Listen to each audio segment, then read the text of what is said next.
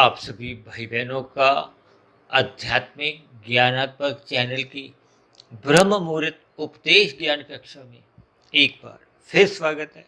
आज की चर्चा का विषय है परमात्मा पूर्ण। दूसरी पंक्ति में हमने लिखा है जीवात्मा अपूर्ण। देखिए, जब हम पूर्ण शब्द लिख देते हैं तो पूर्ण शब्द में देखिए सभी बातें आ जाती हैं। इसलिए तो परमात्मा को देखिए सच्चिदानंद कहा गया है। सत्य चित आनंद, उस सच्चिदानंद शब्द के ये तीन अलग अलग एक शब्द निकलते हैं। देखिए, जब हम सच्चिदानंद शब्द का संधि विच्छेद करते हैं तो उसमें सत्य चित शब्द निकलते हैं, यानी परमात्मा एक आनंद स्वरूप सत्य है। इसलिए परमात्मा को देखिए एक पूर्ण कहा जाता है। जबकि जीवात्मा जीवात्मा का अभिप्राय देखिए आत्मा से ही होता है। जब आत्मा किसी स्थूल शरीर की जो 84 लाख प्रकार की योनियों में स्थित होती है तो फिर उस आत्मा को ही जीवात्मा कह दिया जाता है। अब जीवात्मा शब्द के साथ हमने देखिए अपूर्ण शब्द लिखा है। हालांकि हमने देखिए अपूर्ण शब्द को कोई रंगीन रंग से या काले रंग से नहीं दर्शाया, क्योंकि आत्मा एक चेतन तत्व है। जबकि ये जो माया है, माया के जो तीन गुण है, देखिए माया को हो, उसके तीन गुण को हो, और कभी कभी हम देखिए ये जो संपूर्ण जो एक स्थिति ब्रह्मांड की है, हालांकि देखिए तीन गुणों को नित्य कहा गया है। उन तीन गुणों से जो 23 तत्वों का विस्तार होता है, उस विस्तार में देखिए ये पृथ्वी जल अग्नि वायु आकाश, ये तो उन 24 तत्वों के भी अंतिम घटक है। और ये जो पृथ्वी तत्व है ये तो 24वां तत्व है, बिल्कुल अंतिम तत्व है। और उसी पृथ्वी पे ही हम देखिए रहते हैं। आपके हमारे शरीरों में भी इस पृथ्वी तत्व की ही प्रधानता मानी गई है। और इस पृथ्वी तत्व के ऊपर ही आपके हमारे जितने भी ये जो आहार से संबंधित स्थितियां हैं, जो हम भोजन ग्रहण करते हैं, उसमें भी देखिए पृथ्वी तत्व की प्रधानता होती है। हालांकि उसमें देखिए जल तत्व की भी, क्योंकि वनस्पति मिट्टी और जल तत्व की इसमें एक मूलभूत रूप से एक स्थितियां बताएगी। देखिए, ये सभी स्थितियां अक्सर हम अपनी चर्चाओं में अलग अलग विषयों पर लेते हैं। और आज संसार में देखिए इस पृथ्वी तत्व जो कि एक ब्रह्मांड का अंतिम घटक है, इस पर ही देखिए लड़ाइयाँ होती हैं। दो देशों के बीच में जो युद्ध चलता है वो पृथ्वी तत्व के ऊपर है, क्योंकि सभी देश अपनी अपनी सीमाओं को बढ़ाने पे जब लगने लगते हैं, घर घर में जो एक स्थितियां एक भूमि विवाद पर देखने को मिलती हैं, संपत्ति जायदाद के ऊपर एक लड़ाई झगड़े होते हुए आप न्यायालयों में देखते हो, ये सभी स्थितियां देखिए भूमि कहो पृथ्वी कहो सब एक ही बात है। इस 23 तत्वों का में जो अंतिम घटक है वो पृथ्वी तत्व है। उसके पहले आता है देखिए 23वां तत्व जल, उससे पहले अग्नि। ये सभी स्थितियां पर जब हम ज्ञान पूर्वक चिंतन करते हैं तो हम इस संसार से, इस जगत से, इस जगत के जो विषय भोग हैं, इनसे आपका फिर एक ज्ञान पूर्वक वैराग्य होने लगता है। देखिए, जब तक ज्ञान पूर्वक वैराग्य नहीं होता तब तक मनुष्य परमात्मा की ओर सम्मुख नहीं होता। सम्मुख नहीं होने का अभिप्राय जैसे तराजू का एक पलड़ा एक स्थिति विशेष में झुकने लगता है। कब झुकता है? जब उसमें अधिक वजन होता है। अधिक वजन का अभिप्राय क्या है? आज हम देखिए विषय भोगों को अधिक वजन देते हैं। वजन देने का अभिप्राय देखिए महत्व से है। यदि हम विषय भोगों को अधिक महत्व नहीं देंगे तो फिर प्रकृति के सम्मुख आपकी हमारी क्रियाएं होंगी नहीं। क्योंकि भगवान श्री कृष्ण तो अर्जुन के माध्यम से आपको में क्या संदेश दिया कि हमें अपने जीवन में निष्काम भाव से कर्म करने। देखिए, निष्काम भाव से कर्मों में सभी स्थितियां आ जाती हैं। हालांकि निष्काम भाव से कर्म करने के जो एक प्रथम दृष्टिकोण में कर्म योग होता है। जब हम सकाम भाव से कर्म करते हैं, इसकी भी देखिए कोई शास्त्रों में प्रत्यक्ष रूप से निंदा नहीं है, लेकिन निंदा तब कही गई है जब हम अधार्मिक बन जाते हैं। क्योंकि आपके हमारे पुरुषार्थों में धर्म प्रथम स्थान पे कहा गया है। धर्म का अभिप्राय देखिए सत्व गुण से होता है, उस मर्यादा से होता है, उस व्यवस्था का पालन करने से होता है। क्योंकि प्रकृति में देखिए सभी मनुष्यों पर ही कर्म फल सिद्धांत लागू रहता है। हम इस कर्म फल सिद्धांत से बच नहीं सकते। जैसे हम यातायात में जैसे ही देखिए अपना कोई वाहन लेकर निकलते हैं, चाहे वो स्कूटर हो, चाहे वो कार हो, बस हो, तो आपका हमारा जो एक लाइसेंस बना होता है गाड़ी चलाने का, उस लाइसेंस को लेते समय, बनवाते समय हम ये ऐसी घोषणा करते हैं एक हस्ताक्षर करते हुए कि मैं यातायात के नियमों का पालन करूंगा। ठीक इसी तरह मनुष्य योनि में प्रवेश करते ही आपके हमारे ऊपर भी देखिए ये जो कर्म फल सिद्धांत की जो एक स्थिति है वो सदा लागू रहती है। अब कोई मनुष्य इसको स्वीकार करे या नहीं करे, लेकिन आप सभी भाई बहनों के ऊपर, मेरे ऊपर, आपके ऊपर, सबके ऊपर प्रकृति के जो कर्म फल सिद्धांत है, अब सिद्धांत का अभिप्राय क्या है कि अनादि काल से जो एक स्थितियां चलती आ रही हैं उनमें कभी भी कोई परिवर्तन की आवश्यकता ही नहीं होती। देखिए परमात्मा अपने आप में पूर्ण है, परमात्मा की व्यवस्था अपने आप में पूर्ण है, और मैं तो यहाँ तक अपने व्यक्तिगत विचारों में कह देता हूँ कि इस प्रकृति की क्रियाओं में यदि कोई तूफान आता है, कोई आंधी आती है, ओलावृष्टि होती है, या कोई भूकंप की भी स्थितियां होती हैं, देखिए प्रकृति अपने आप में परमात्मा की व्यवस्था द्वारा वो स्थितियां बनाती हैं। बनाने का अभिप्राय क्या है? देखिए वो एक संतुलन अपने आप ही एक कायम करके चलती है।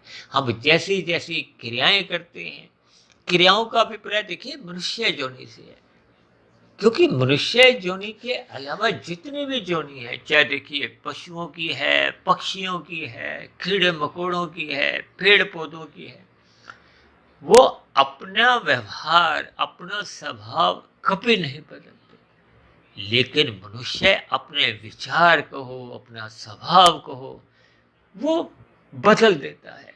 अगर ये बदलता नहीं तो ये देखिए अनादि काल से ये जो सतयुग, त्रेता, द्वापर और ये वर्तमान समय देखिए कलयुग चल रहा है, इन युगों का ये जो एक कर्मबद्ध तरीके से जो एक प्रवाह चलता आ रहा है, ये मनुष्यों के कारण ही है। मनुष्यों के विचार बदल जाते हैं। देखिए हमारा आपका ये कोई पहला जन्म नहीं है, हम अनादि काल से, देखिए अनादि का यहाँ अभिप्राय कोई इसका कोई निश्चित कारण नहीं कि कब से।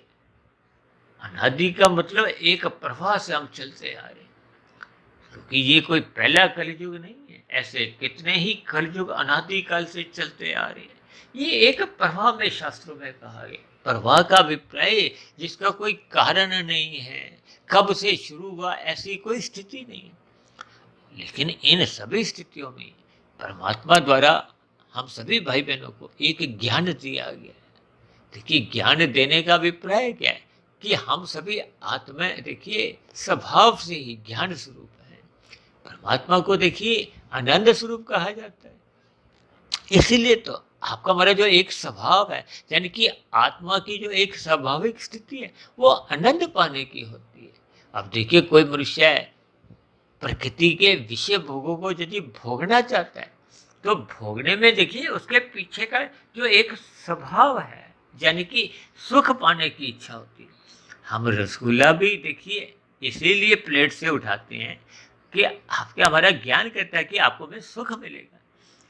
बिना सुख के देखिए हम कोई भी क्रिया करते ही नहीं है।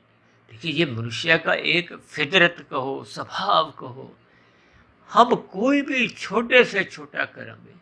देखिए मैं तो यहाँ तक भी कहता हूँ कि कोई मनुष्य दूसरे की बात तभी तक उतने ही अंश में सुनता है जितने अंश में उसका ज्ञान उसको अनुमति देता है कि तेरा लाभ है।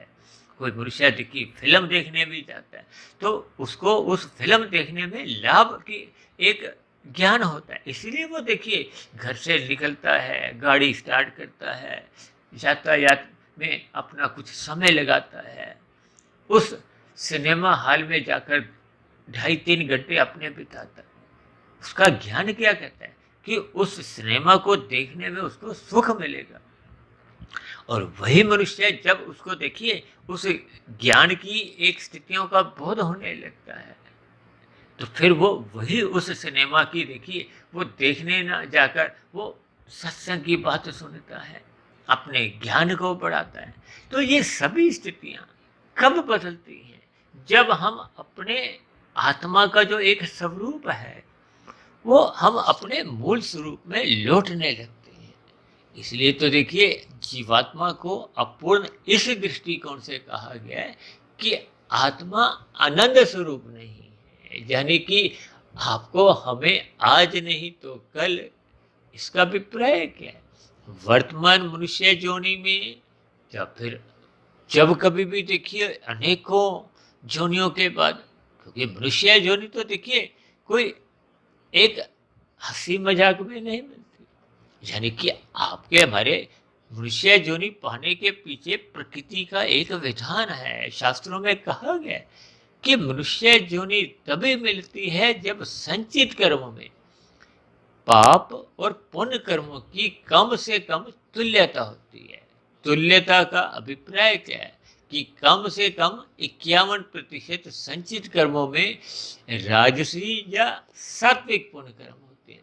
देखिए राजसी पुण्य कर्म एक साधारण पुण्य कर्म है, बहुत ही साधारण पुण्य कर्म है। अक्सर मैं इसको देखिए जीरो की स्थिति से जोड़ता हूँ, क्योंकि जब जब हम अपने सुख के लिए धर्मानुसार कर्म भी करते हैं, लेकिन हम अन्य जीवों को, चाहे वो अन्य मनुष्य हो, चाहे अन्य जीव जंतु हो, चाहे पक्षी हो, पशु हो, कीड़े मकोड़े हो, हम उनको अपने सुख को लेते समय दुखी नहीं करते, यानी हम उनको सुख भी नहीं देते, दुख भी नहीं देते, लेकिन धर्मानुसार एक व्यवस्था के अनुसार अपने सुख को सुनिश्चित करने का प्रयास करते हैं, तो वो एक राजसी कर्म कहा जाता है। और जब हम देखिए सात्विक कर्म करते हैं, इसमें भी हम देखिए एक सकाम कर्म है, लेकिन आपका हमारा दृष्टिकोण बदल जाता है, आपके हमारे विचार बदल जाते हैं।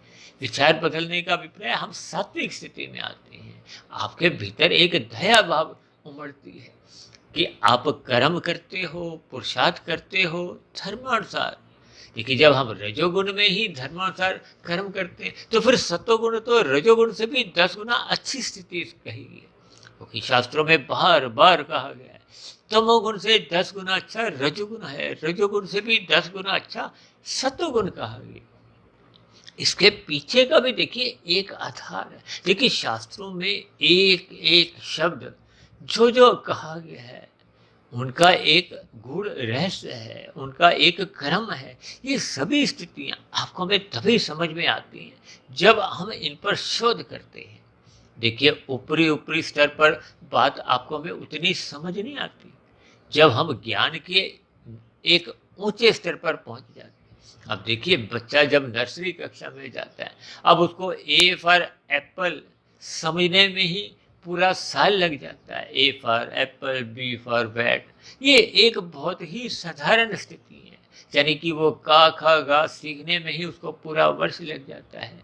2 जमा 3 5 समझने में ही पूरा वर्ष लग जाता है। अब मुझे तो देखिए अपने समय का कुछ ऐसी याद आ रहा है कि एक स्लेट में देखिए आधे स्लेट में वो काला रंग का एक वो पत्थर होता था, जिस पर हम देखिए कुछ स्लेटी से लिखते थे, और बाएं हाथ में कुछ मनके होते थे। उन मनकों के एक हम स्थितियों से कुछ जमा घटा वाली ये स्थितियाँ देखते, क्योंकि ये सभी स्थितियाँ मैं बहुत ही साधारण तरीके से आपको इसलिए समझा रहा हूँ ताकि प्रकृति के धीरे धीरे आपको में ये रहस्य समझ में आ जाए। यदि हम मिले हुए जीवन में इन सभी स्थितियों को महत्व नहीं देते, कहते हैं ना तराजू का पलड़ा क्या है, ये मन है। ये मन जब तक परमात्मा की ओर झुकता नहीं है, झुकने का अभिप्राय देखिए सम्मुख होने से, क्योंकि मन ही शास्त्रों में कहा गया ये बंधन का कारण है, मन ही भुक्ति का कारण है। मन यदि इन विषय भोगों में यानी कि प्रकृति के विषय भोगों की ओर सम्मुख हो जाता है, तो फिर वो रजोगुण और तमोगुण की स्थितियों में कब अपने आप को लिप्त रखता है, क्योंकि रजोगुण की देखिए कहीं भी प्रत्यक्ष रूप से कोई बुराई नहीं है, लेकिन रजोगुण और तमोगुण ये देखिए पास पास हैं, क्योंकि शास्त्रों में कहा गया ना, तमोगुण से 10 गुना अच्छा रजोगुण है। रजोगुण का विपरीत जब हम मेहनत करके करते हैं, और सतोगुण का विपरीत जब हम पहले मेहनत करते हैं, पहले दूसरे का हित करते हैं, परोपकार के कार्य करते हैं, फिर हम अपना हित भी चाहते हैं। ये एक सात्विक कर्म है, ये रजोगुण से अच्छे माने गए हैं।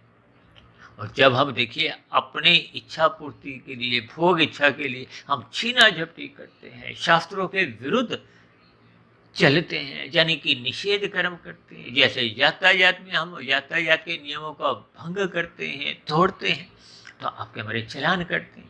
ठीक इसी तरह जब हम देखिए पाप कर्म करते हैं, निषिद्ध कर्म करते हैं, तो मनुष्य तमोगुण में गिर जाता है। अब इस दृष्टिकोण से देखिए तमोगुण की निंदा की गई। शास्त्रों में तो कहा गया ना, सतोगुण की प्रशंसा करो, तमोगुण की निंदा करो, ये बार बार कहा गया। अब यह देखिए जब हम नींद लेते हैं तो देखिए हम तमोगुण की कहीं निंदा नहीं करते। देखिए इन सभी स्थितियों में अलग अलग भावार्थ होते हैं, लेकिन एक सामान्य दृष्टिकोण में तमोगुण की निंदा निंदा का अभिप्राय देखिए अनैतिक कार्यों से है, अधर्म से लिया जाता है। ये सभी स्थितियां आपके हमारे जीवन में देखिए हर क्षण घटती रहती, लेकिन मनुष्य इन सभी स्थितियों को कोई महत्व नहीं देता। इसलिए तो बार बार कहा गया, मिले हुए जीवन में हम जितना अधिक परमात्मा को महत्व देंगे, यानी कि आपको हमें मिले हुए जीवन में ही एक सावधान हो जाना चाहिए। सावधान होने का अभिप्राय क्या है कि हम अपने आप भले ही एक सफेद दृष्टिकोण से अपूर्ण माने जाते हैं, लेकिन हम जैसे ही अपने कार्य शरीर में शुद्धिकरण करते हुए बुराइयां दूर कर देते हैं, बुरे संस्कार जो भोगों की हैं, देखिए तमोगुण के जो एक संस्कार हैं, तामसी संस्कार हैं, उनको मल के साथ जोड़ा गया। अब मल तो देखिए सभी मनुष्य इसका त्याग करना चाहते हैं। देखिए हम सुबह उठकर आपकी हमारी प्रथम कोशिश क्या होती है कि हम जल पिएं या कुछ ऐसा चूर्ण लें, या कोई ऐसी सामान्य स्थितियों में भी हम सर्वप्रथम अपने आप को हल्का फुल्का करने के लिए हम मल त्याग करते हैं। ये देखिए एक प्रकृति की एक व्यवस्था है। जैसे हम भोजन करते हैं, उस भोजन के कुछ अंश में आपका हमारा देखिए खून बनता है, मांस मज्जा, एक कई चीजें, ये एक प्रकृति की एक स्थितियां हैं। यानी मल को एक वेस्ट तत्व से, यानी कि जो एक खराब उसकी एक स्थितियां हैं, उसको हम फेंकते हैं। ये सभी स्थितियां देखिए समझने की हैं, ज्ञान की हैं। इसी तरह देखिए आपको में तमोगुण का जो एक निंदा की गई है, वो एक निंदा देखिए बुराई को, उसको हमें त्यागना होगा। वो मल रूपी जो बुरे संस्कार हैं, उसको आपको में त्यागना होगा। वो मल रूपी संस्कारों को देखिए अज्ञानता से, अंधकार से जोड़ा जाता है। इसी तरह ये जो राजसी संस्कार है, उनको विक्षेप कहा जाता है, चंचलता। आपके हमारी जब परमात्मा के ऊपर एकाग्रता नहीं होती, हम तो बार बार कहते रहते हैं, एकाग्रचित होकर इन वीडियो को सुनो, ताकि आपका हमारा देखिए जो ज्ञान है वो मूल स्थिति में आए। देखिए जब कारण शरीर शुद्ध होगा, हम बार बार कहते रहते हैं सत्संग करो, ब्रह्म मुहूर्त में उठो। किस लिए? ताकि आपके हमारे कार्य शरीर में जो अशुद्धियां हैं, बुराइयां हैं, वो समाप्त हो, आपकी अज्ञानता समाप्त हो। और आत्मा तो देखिए सबके ही ज्ञान स्वरूप है। हम प्रतिदिन जो वीडियो तैयार करते हैं, जो देखिए 1550-60 हो चुकी हैं, ये कोई नया ज्ञान नहीं देती। शास्त्र भी आपको कोई नया ज्ञान नहीं देते, केवल आपकी हमारी अज्ञानता समाप्त करते हैं। अब शाम को देखिए जब सूर्य छिपता है, तो आपके हमारे घरों में देखिए अंधकार की स्थितियां होती हैं। हम बल्ब ट्यूब किस लिए जलाते? कि वो जो अंधकार है वो दूर हो। ठीक इसी तरह हम सत्संग करने को, ब्रह्म मुहूर्त में उठने को, देखिए ब्रह्म मुहूर्त में अधिक वाट का बल्ब जला होता है।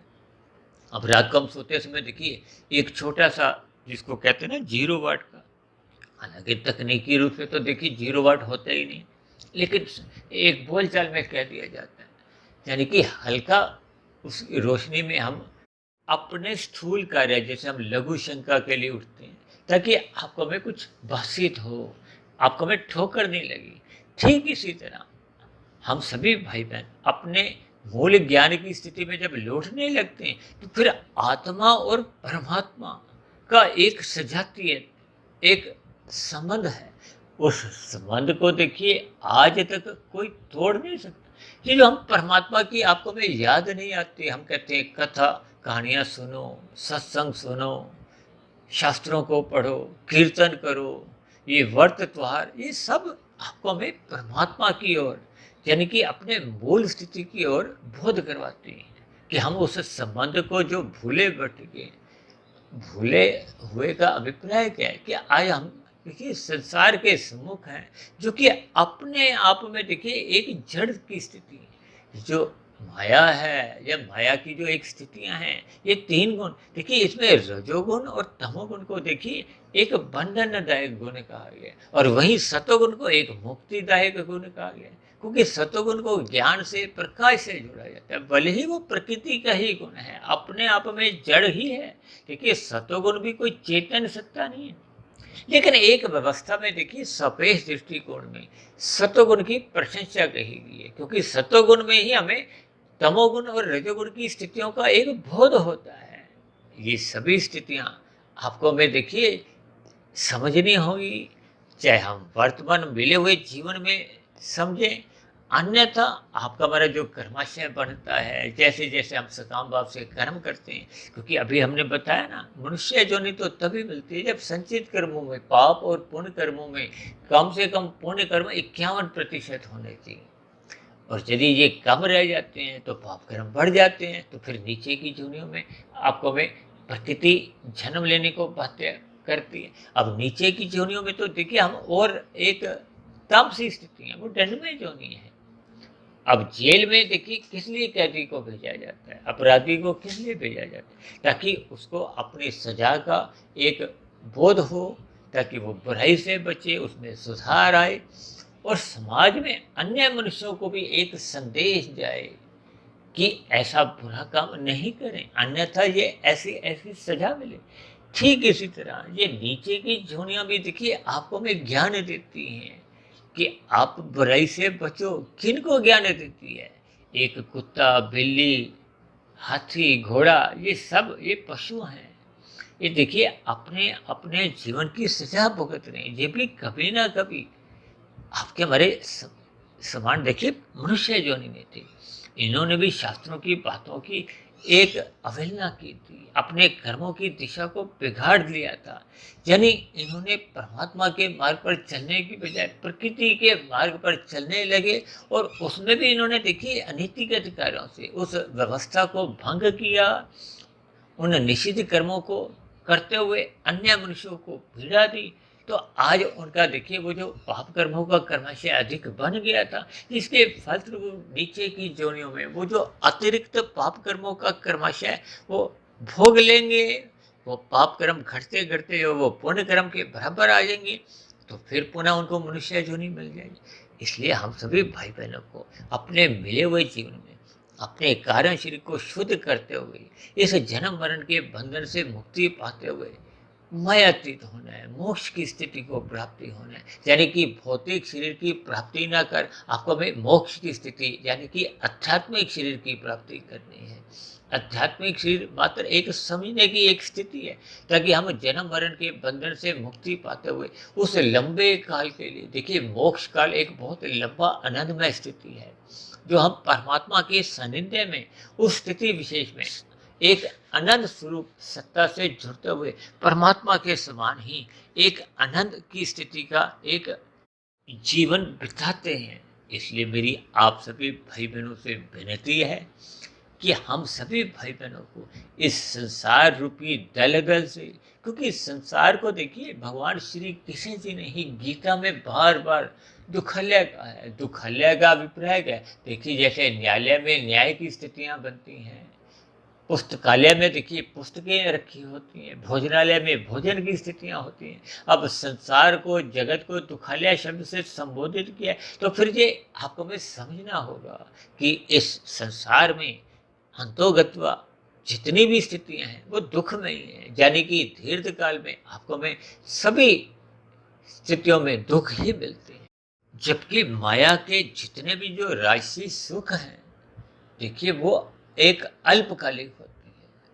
कुछ महीने पहले हमने एक चर्चा की थी ना कि इस संसार में देखिए धनी से धनी मनुष्य भी, जिसके पास बहुत अधिक सुख ही सुख हो, उन सुखों को भी मैंने देखिए 1/100 की एक स्थिति दी थी। यानी कि भौतिक प्रकृति में अमीर से अमीर मनुष्य के पास भी, चाहे वो देखिए सत्ता के शीर्ष स्तर पर हो, प्रधानमंत्री हो, चाहे वो पूरे संसार का ही प्रधानमंत्री हो, शासक हो, उसकी स्थिति को भी हमने देखिए 1% सुख से ही जोड़ा था। क्योंकि तमोगुण 1 है, रजोगुण 10 है और सतोगुण 100 है। ये सभी स्थितियां देखिए सापेक्ष दृष्टिकोण से आपको हमें परमात्मा की ओर एक जाने का संदेश देती है। इसलिए हम सभी भाई बहनों को अपने मिले हुए जीवन में अपनी अपूर्ण स्थिति को समझते हुए, क्योंकि हम सभी आत्मा ज्ञान स्वरूप सर्वप्रथम हमें अपनी ज्ञानमय स्थिति में लौटना होगा। ज्ञानमय स्थिति में लौटने के लिए आपको हमें कारण शरीर की जो अशुद्धियां हैं, बुराइयां हैं, वो समाप्त करनी होगी। यानी कि हम सभी भाई बहनों को एक रजोगुण से सतोगुण की ओर और फिर सतोगुण से विशुद्ध सतोगुणी सत्ता को पाने का एक लक्ष्य बनाना होगा। यानी अपनी अपूर्णता से हमें पूर्णता की ओर चलना होगा। यानी हमें परमात्मा को पाना होगा, उस आनंद को पाना होगा। जबकि अज्ञानतावश मनुष्य यदि प्रकृति के विषय भोगों को, गंध, रस, रूप, स्पर्श और शब्द को भोगना चाहता है, तो ये उसकी अज्ञानता होती है। हालांकि देखिए सुख तो वो भी भोगना चाहता है, क्योंकि आत्मा का स्वभाव ही है, वो सदा ही सुख की ओर प्रवृत्त होती है और दुख से निवृत्ति चाहती है। कोई भी मनुष्य देखिए दुख नहीं चाहता। इसलिए हम सभी भाई बहनों को इन सभी स्थितियों पर, इन सभी उदाहरणों पर विचार करना होगा, चिंतन करना होगा। क्योंकि चिंतन करना, विचार करना केवल मनुष्य के ही बस की बात है। शेष योनियों में देखिए कहते हैं ना, ये पशु वृत्तियां हैं। आहार, मैथुन, निंद्रा, भय में ही यदि हम और आप अपना जीवन बिताते हैं, तो ये सभी पशु वृत्तियां हैं। इनसे हमें ऊंचा उठना होगा, सत्संग करना होगा, रात को जल्दी सोना होगा, ब्रह्म मुहूर्त में उठने का अपना एक स्वभाव संस्कार जगाना होगा, ताकि हम सभी भाई बहन अपनी अपूर्ण स्थिति, क्योंकि ज्ञान स्वरूप स्थिति में लौटना में भी देखिए अपूर्ण ही स्थिति है। जबकि आज हम देखिए अज्ञानता में हैं, कोई राशि है, कोई तामसी है। यानी कि सर्वप्रथम हमें आपको अपना कारण शरीर पूर्ण रूप से शुद्ध करना होगा, ताकि आत्मा के ऊपर किसी भी प्रकार का कोई मल नहीं हो, कोई विक्षेप नहीं हो, ताकि आत्मा अपने मूल ज्ञान में वापस आ जाए। तो फिर आत्मा और परमात्मा का तो देखिए पहले से ही सजातीय संबंध है। वो सहज ही फिर वो आत्मा परमात्मा की ओर सम्मुख होते हुए उस पूर्ण सत्ता की ओर सहज ही प्रवृत्त होती है, मोक्ष की स्थिति की ओर प्रवृत्त होती है। और पूर्ण स्थिति बनने पे फिर हम मोक्ष की स्थिति, आनंद की स्थिति को पा लेते हैं। तो ऐसी सभी शुभ स्थितियाँ आपके हमारे जीवन में भी बनने लगे। इन्हीं शुभ कामनाओं के साथ चर्चा विशेष को यहीं विश्राम देते हैं। शाम को फिर मिलते हैं संध्या बेला ज्ञान कक्षा में। तब तक आप अपने आध्यात्मिक मित्र सुधीर भाटिया फकीर को इजाज़त दें। फिर भी वीडियो संबंधित आपके मन में यदि कोई प्रश्न उठ रहा हो, कोई मेरी कही गई बातों पर आपको आपत्ति हो, तो नीचे दिए गए कमेंट्स बॉक्स पर जाकर आप अपना प्रश्न, अपना सुझाव या अपनी शिकायत को लिख सकते हो। तो चर्चा विशेष को ध्यानपूर्वक सुनने के लिए आप सभी भाई बहनों का भी बहुत बहुत धन्यवाद।